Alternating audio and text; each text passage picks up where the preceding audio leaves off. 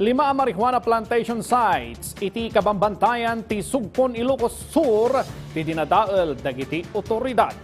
Iti report ti Police Regional Office 1 naparot ken nauram ti 14,200 a fully grown marijuana plants nga daan standard drug price at 2,840,000 pesos.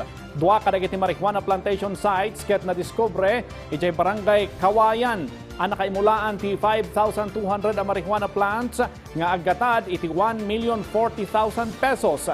Nasarakan met iti barangay Likungan dagiti 3 a plantation sites ang nakaimulaan ti 9,000 a fully grown marijuana plants nga aggatad iti 1.8 million pesos.